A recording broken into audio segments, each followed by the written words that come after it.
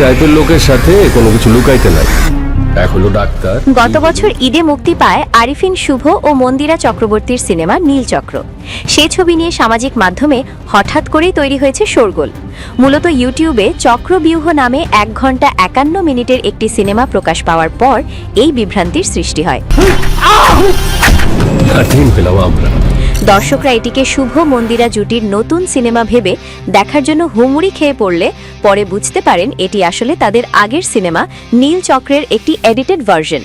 তবে অবাক করা বিষয় হলো বাংলাদেশের প্রেক্ষাপটে নির্মিত এই সিনেমার ভাষা বদলে পুরোপুরি কলকাতার ঢঙে ডাবিং করা হয়েছে। এমনকি কিছু কিছু দৃশ্যেও পরিবর্তন আনা হয়েছে। এমন অদ্ভুত কাণ্ড দেখে রীতিমতো হকচকিয়ে গেছে দর্শক মহল। নেটিজেনদের মনে প্রশ্ন জেগেছে, তবে কি কপিরাইট বিক্রি করে সিনেমাটি নতুন নামে মুক্তি দেওয়া হলো? বিষয়টি নিয়ে যোগাযোগ করা হলে নীলচক্র সিনেমার পরিচালক মিঠু খান কার্যত আকাশ থেকে পড়েন। ইউটিউবে এমন সংস্করণের কথা তিনি জানতেনই না। পরে ভিডিওটি দেখে তিনি গণমাধ্যমকে বলেন, এটা কিভাবে ইউটিউবে মুক্তি পেয়েছে আমি জানি না। কোনো ইউটিউব চ্যানেলের কাছে আমরা এর কপিরাইট বিক্রি করিনি। আমাদের না জানিয়ে কে বা কারা এটি করেছে তা আমরা খুঁজে বের করব এবং দ্রুত আইনগত ব্যবস্থা নেব।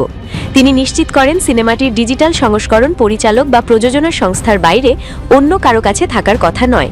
তবে একটি সূত্র ধরে পরিচালক জানান, সিনেমাটির পোস্ট প্রোডাকশনের কাজ হয়েছিল কলকাতায়। মিঠু খান বলেন, সিনেমার কাজ আমি কলকাতায় করিয়েছি, তাই সেখানে একটি কপি ছিল। আমার ধারণা ল্যাবে কাজের সঙ্গে যুক্ত কেউ আমাদের অজান্তে এটি ইউটিউবে প্রকাশ করে দিয়েছে। এভাবে সিনেমাটি পাইরেটেড হওয়ার কারণে আমরা বড় ধরনের আর্থিক ক্ষতির মুখে পড়লাম।